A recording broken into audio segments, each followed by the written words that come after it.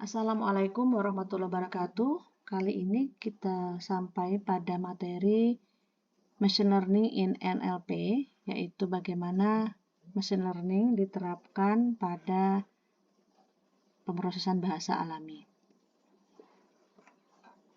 Adapun beberapa penerapan Machine Learning dalam NLP ada banyak. Yang pertama, yaitu pemahaman teks dan klasifikasi, ada sentimen analisis, untuk menentukan sentimen atau emosi dari teks, baik itu positif, negatif, ataupun netral. Ada spam detection, yaitu proses untuk mengidentifikasi pesan yang tidak diinginkan, yang seringkali berupa email, tetapi juga dapat mencakup teks SMS ya, atau termasuk juga mendeteksi pesan yang tidak diinginkan di media sosial misalnya, atau juga di platform-platform yang lain. Nah, spam detection ini juga banyak digunakan dalam berbagai kasus ya, misalnya ya tadi ya, contohnya misalnya bagaimana suatu platform di media sosial itu ya bisa mendeteksi ya, atau menghapus atau menyembunyikan komentar yang bersifat spam misalnya ya, atau mungkin iklan ya, iklannya tidak seharusnya tidak masuk dalam pesan misalnya ya, atau pesan-pesan lain tidak relevan. Atau misalnya terkait dengan SMS filtering ya, bagaimana operator seluler itu bisa menggunakan deteksi spam untuk memfilter pesan teks yang tidak diinginkan. Misalnya terkait dengan pesan teks yang bersifat penipuan ya, atau promosi yang tidak diminta. Kemudian yang kedua ada penerapan machine learning dalam penerjemahan mesin atau machine translation. Contohnya Google Translate ya, itu tentunya menggunakan pembelajaran mesin ya, untuk menerjemahkan teks dari satu bahasa ke bahasa yang lain. Nah, contoh model yang terkenal adalah Transformer ya. Kemudian ada pemrosesan teks, ada tokenisasi, stemming, dan lemmatization. Kemudian ada penerapan machine learning dalam penggalian informasi untuk mendapatkan informasi, misalnya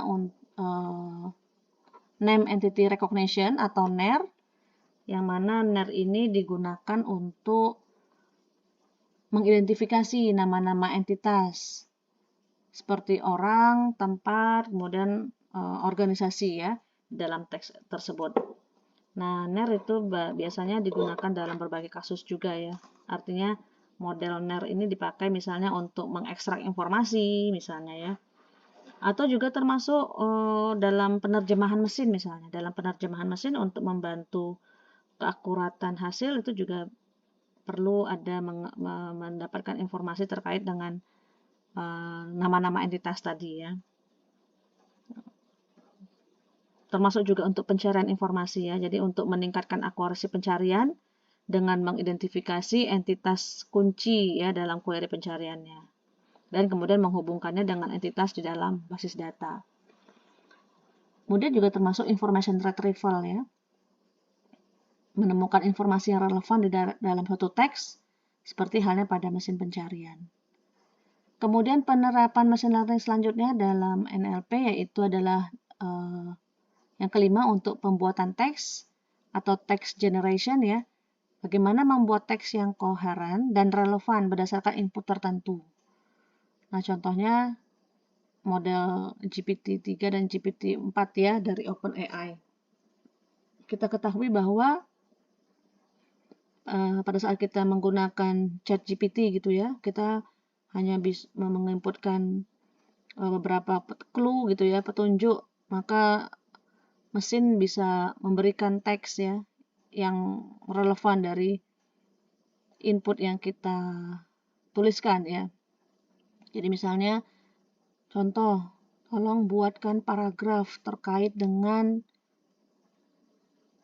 materi sistem informasi keuangan misalnya gitu ya.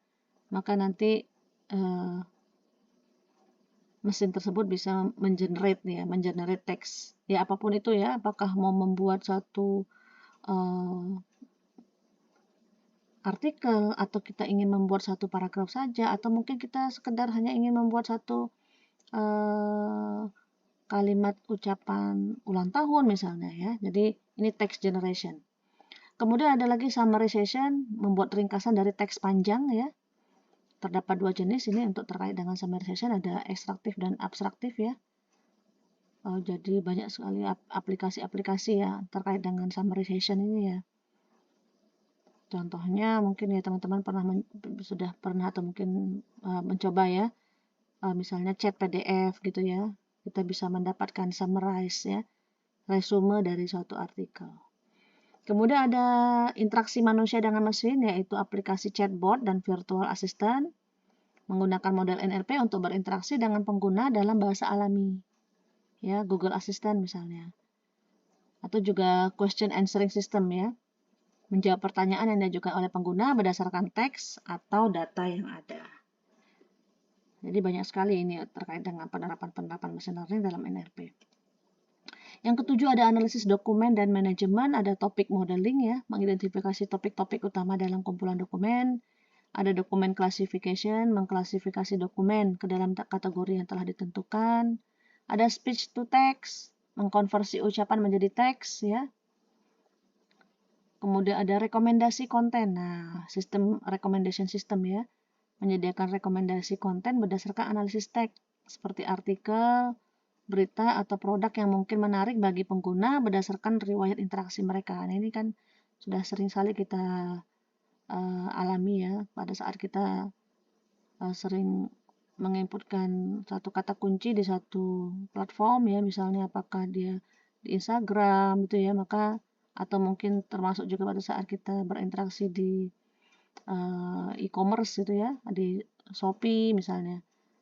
Nah, maka nanti sistem akan memberikan rekomendasi-rekomendasi hal yang sama ya, yang seperti yang kita inputkan.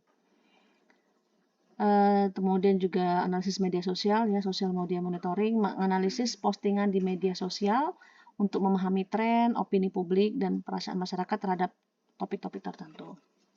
Nah, itu ada banyak sekali penerapan machine learning ya dalam NLP. Nah, dalam semua aplikasi ini, model machine learning seperti jaringan saraf tiruan, model berbasis statistik, dan algoritma pembelajaran mendalam atau deep learning ya, digunakan untuk meningkatkan kemampuan mesin dalam memahami dan menghasilkan bahasa manusia. Pendekatan terbaru sering melibatkan model transformer yang dapat memproses dan memahami konteks dengan cara yang lebih efisien dan akurat. Saya cukupkan dulu untuk sub materi ini, nanti kita lanjutkan pada video berikutnya.